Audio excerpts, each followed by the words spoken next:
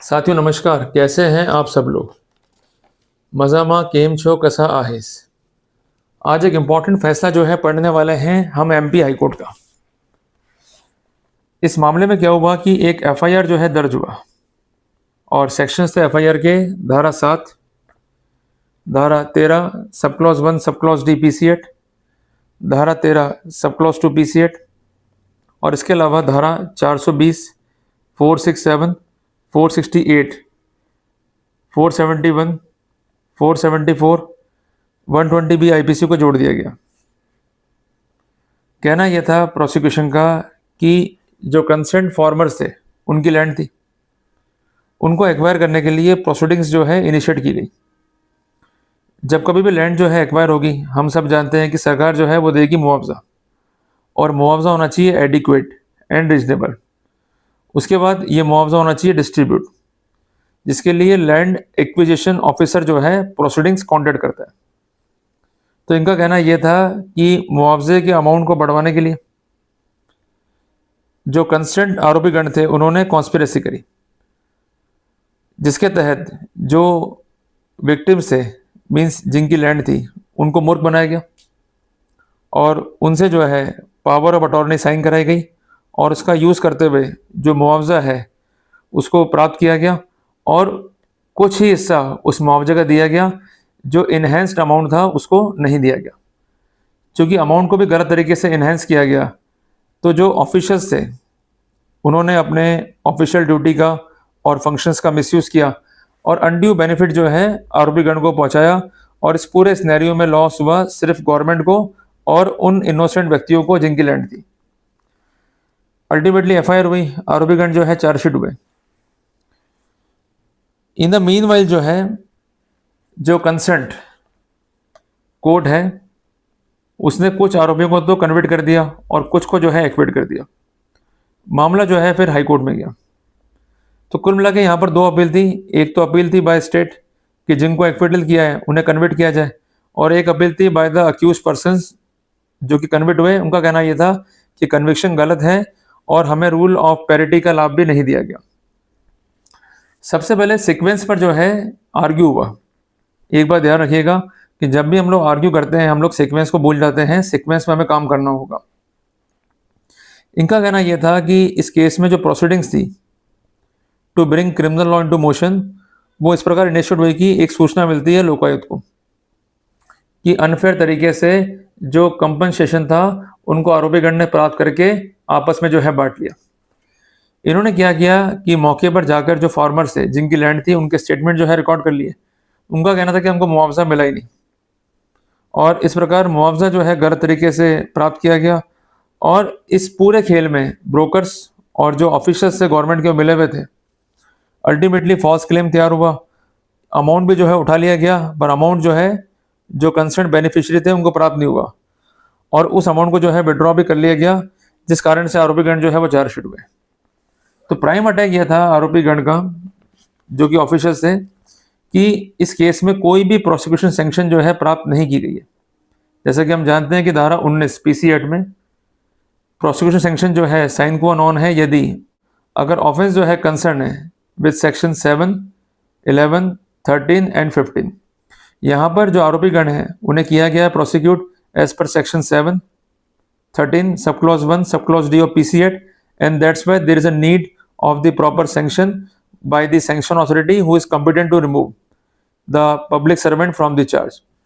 एक महत्वपूर्ण जजमेंट है ऑनरेबल सुप्रीम कोर्ट का प्रकाश सिंह बादल बनाम स्टेट ऑफ पंजाब, जिसका साइटेशन है 2007 वॉल्यूम 1 एससीसी पेज नंबर 01। इस पर भी जो है रिलाई किया गया। दूसरा अटैक यह था आरोपी गण का कि जो क्रिमिनल कॉन्स्पिरेसी है वो कभी हैच ही नहीं हुई। जनरल वे में ये सेक्शन जो है लगा दिया गया है। इंपॉर्टेंट जजमेंट है ऑनरेबल सुप्रीम कोर्ट का 2016 वॉल्यूम 15 एससीसी पेज 572। इस पर रिलाई किया गया।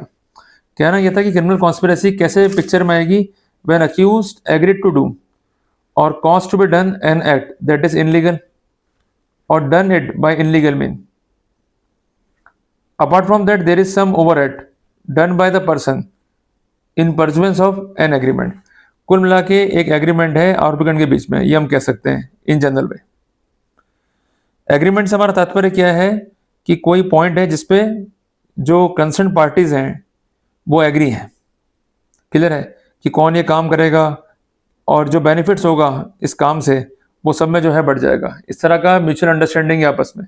इसके कॉन्सिक्वेंस में अगर कोई इलीगल एक्ट हो रहा है विच इज़ डन और कॉस्ट टू बी डन, तो कंसर्न जो पार्टीज हैं इस कंसर्न एग्रीमेंट में वो जिम्मेदार हो जाएंगी 120B IPC में, क्लियर है।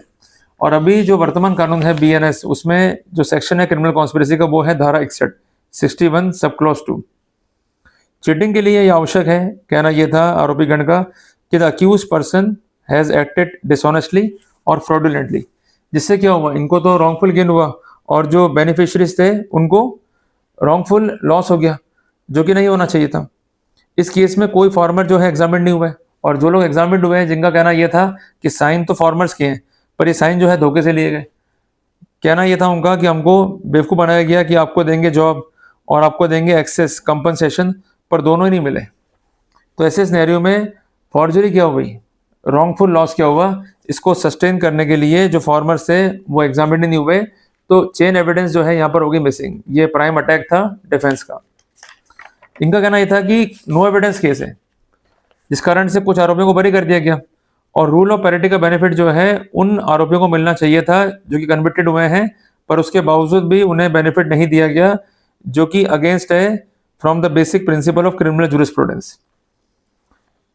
इनका अनदर अटैक ये था कि हमारे पे आरोप किया है कि हमने अमाउंट को विड्रॉ किया और उसको कर लिया मिस एप्रोप्रिएट। बट सबसे इंपॉर्टेंट बात है कि जिनका पैसा हमने खाया उन्होंने कोई भी सिविल सूट दाखिल नहीं करा टू रिकवर द अमाउंट, कोई भी डॉक्यूमेंट जो है दाखिल नहीं करा किसी भी कोर्ट में to cancel the power of attorney, और इसके अलावा हमसे कोई मुआवजा जो है रिकवर नहीं हुआ है इवन फ्रॉम द स्टेट। तो ऐसे सिनेरियो में जो तर्क है कंसर्न स्टेट का वो अपने आप में ही कमज़ोर दिखाई देता है। जहाँ तक बात फॉर्जरी की है, तो ये तो क्लियर है ही कि साइन जो है वो फॉर्मर्स के ही हैं।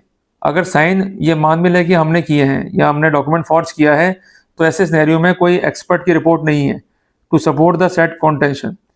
इसके अलावा जो स्टेटमेंट है कंसर्न गवान के वो भी इनकन्सिस्टेंट है, पुलिस में अलग बयान, कोर्ट में अलग बयान, और सबसे इंपॉर्टेंट बात जो भी आरोप थे वो किसी वकील साहब पे थे कि वो आए थे और वो साइन करा के ले गए।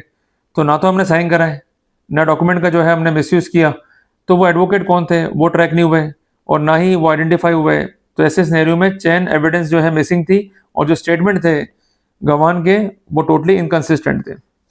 इसके अलावा रिलाई किया गया on judgment of N Raghavendra versus state of Andhra Pradesh, जिसका साइटेशन है 2021 वॉल्यूम 18 SCC पेज 70, जिसमें साफ साफ कहा गया कि अगर एलिगेशन है मिसएप्रोप्रिएशन के, चीटिंग के, फॉर्जरी के, तो रॉन्गफुल लॉस को दिखाने के लिए ऑडिट मस्ट है। अगर इस तरह के एलिगेशंस अगर फाइल पे हैं और सपोर्टिंग लीगल कंप्लाइंसेस नहीं है, तो ऐसे सिनेरियो में अक्यूज जो है वो डिजर्व करता है benefit due to the facts and circumstances.